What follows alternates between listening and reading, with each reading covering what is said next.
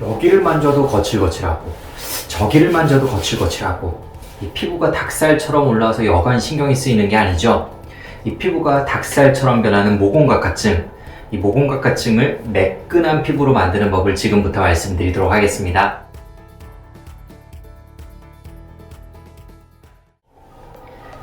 안녕하세요. 어려운 피부 지식 쉽게 이해하자 피부과 전문의 문정인 원장입니다. 피부에 닭살이 돋아본 경험은 다들 가지고 계시죠? 갑자기 추위에 노출이 되거나 혹은 어떤 섬뜩하거나 공포스러운 상황에 노출되게 되면 이 온몸의 피부에 닭살이 돋게 되는데요. 이러한 닭살은 우리 몸의 교감신경이 활성화되면서 나타나는 자연스러운 현상입니다. 이 닭살을 유발하는 자극이 사라지게 되면 자연스럽게 원래의 피부로 돌아오게 되죠. 하지만 이러한 닭살처럼 일시적으로 생겼다가 사라지는 것이 아니라 피부에 계속 오돌도돌하고 꺼끌꺼끌하게 남아있어서 미용적으로 보기도 싫고 어지간히 신경을 쓰이게 하는 경우가 있는데, 이를 의학용어로 모공각화증, 영어로는 케라토시스 트라리스라고 부릅니다. 사실 이 모공각화증은 전체 인구의 약 40%에서 가지고 있을 정도로 굉장히 흔한 피부 질환인데요. 이 혹자는 특별한 증상도 없고 치료가 꼭 필요한 것도 아니기 때문에 이 정상 피부의 변이형이다 라고 얘기를 하기도 합니다. 자, 오늘은 이 모공각화증은 왜 생기는지 또 어떻게 치료해야 되는지 한번 자세하게 얘기를 해보도록 하겠습니다. 자, 그럼 준비되셨나요? 가시죠! 우리의 피부에는 가장 바깥면을 덮고 있는 각질층이 있습니다. 이런 각질층에는 이 새로운 각질이 계속 생성되고 또 오래된 각질이 계속 탈락되는 과정을 반복하고 있는데요. 하지만 각질이 정상적으로 탈락되지 못하고 이 모공 주위에 쌓여서 모공의 입구를 막게 되면 그 부위가 오돌도돌하게 튀어나오게 됩니다.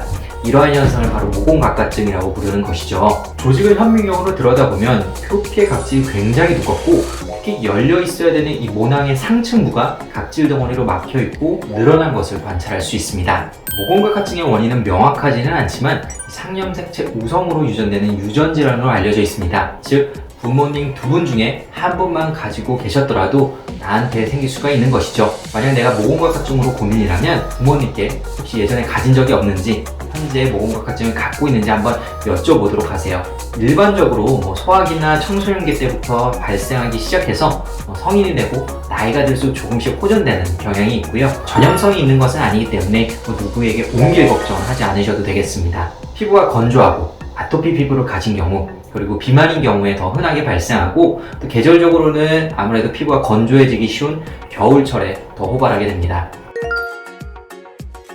팔뚝이나 허벅지에 생기는 모공각화증은 워낙 특징이 명확하기 때문에 이 피부과 전문이라면 한눈에 딱 보고 진단을 내릴 수가 있는데요. 다만 간혹 얼굴에 생기는 모공각화증의 경우에는 좁쌀 여드름과 혼동이 되기도 합니다. 둘은 생김새는 비슷하지만 전혀 다른 질환인데요. 좁쌀 여드름은 모공 입구의 각질이 과각화되면서 모공 안쪽에 있는 피지가 밖으로 나오지 못하고 안에서 정체되면서 피부가 튀어나온 현상을 말하는데요. 이 상태에서 염증 반응이 동반되게 되면 바로 화농성 여드름으로 발전하게 되는 것이죠. 이 좁쌀 여드름은 안쪽에 피지가 들어있기 때문에 우리가 압출을 하게 되면 피지가 나오는 것을 관찰할 수 있습니다. 반면에 모공각화증은 이 피지의 문제가 아니라 단순히 모공 입구에 각질 덩어리가 뭉쳐져 있는 형태이기 때문에 짠다고 해서 피지 덩어리가 나오지는 않습니다. 따라서 압출을 했을 때 피지가 나오느냐 나오지 않느냐에 따라서 모공각화증과 좁쌀 여드름을 구분해낼 수 있습니다.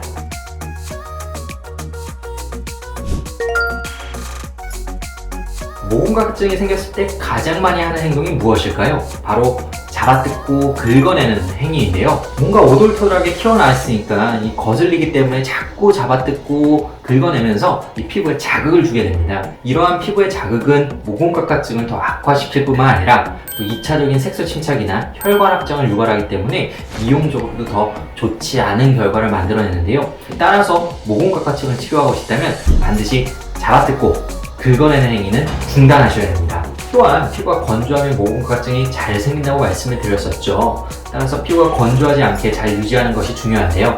물을 자주 마시고 실내 습도를 적절하게 유지하는 것은 당연하고요. 평소에 보습제를 열심히 발라서 피부를 촉촉하게 유지시켜줘야 됩니다. 보습제는 일반적인 피부에 사용하는 양보다 적어도 1.5배 이상 충분히 바르도록 하고 하루에도 여러 번 덧발라 주시는 것이 좋습니다. 이 제형은 묽은 로션 타입보다는 꾸덕이는 크림 제형이 더 적절하고요. 다만 너무 오일리한 제품은 모공을 막을 수 있기 때문에 주의하셔야 합니다. 각질을 벗겨내겠다고 후대를 밀면 피부를 더 건조하게 만들기 때문에 장기적으로는 좋지 않습니다. 샤워도 가급적 짧게 하고 샤워한 이후에는 피부에 물기가 다 마르기 전에 바로 보습제를 발라주도록 하세요. 타이트한 옷은 피하셔야 됩니다. 특히 운동 열심히 하시는 분들 이 타이트한 운동복 자주 입으시죠. 옷에 의한 마찰이 피부를 자극하기 때문에 이 모공각화증을 더 악화시킬 수 있습니다. 또 옷이 낑기게 되면 땀이 차게 되고 땀도 피부 자극을 유발하게 되죠. 조금 더 전문적인 치료를 원할 경우에는 이 각질을 부드럽게 만들어주는 제품들을 사용해 볼 수가 있겠는데요. 이 대표적으로 아하나 바와와 같이 각질 용해 성분이 포함된 화장품 혹은 이 각질 연화제인 유레아 크림, 또 비타민 A의 유도체인 레티노이드 크림 등을 사용해 볼 수가 있겠습니다. 유레아 크림이나 레티노이드 크림은 피부과에서 간단하게 처방받으실 수 있는데요. 다만 이러한 약제들은 경우에 따라서 사용할 때 어떤 자극감이나 불편감을 야기하는 경우가 있기 때문에 정확한 사용법을 피부과에서 안내받고 사용하시는 것이 좋겠습니다. 만약 이렇게 해도 해결되지가 않는다면 피부과에서 필링과 같은 박비수를 시도해 볼 수가 있는데요. 근데 약물을 이용해서 피부 각질층을 살짝 벗겨내는 과정을 말합니다. 하지만 피부 자극이 심하기 때문에 이걸 하고 나서 종종 악화되는 경우도 있습니다. 이 약물의 농도나 강도 그리고 시술 간격에 따라서 피부 자극이 달라지기 때문에 반드시 모공각화증 치료 경험이 많은 병원에서 시술받는 것이 좋겠고요. 만약 색소 침착이나 혈관 확장이 동반되었다면 반복적인 레이저 시술을 통해서 개선이 가능합니다. 모공각화증은 아무래도 유전적인 요인이 많이 관여를 하기 때문에 치료가 쉽지만은 않은 것이 사실인데요. 하루아침에 좋아지긴 어렵겠지만 꾸준하고 장기적인 관리를 한다면 분명히 눈에 띄는 개선 효과를 얻을 수 있습니다.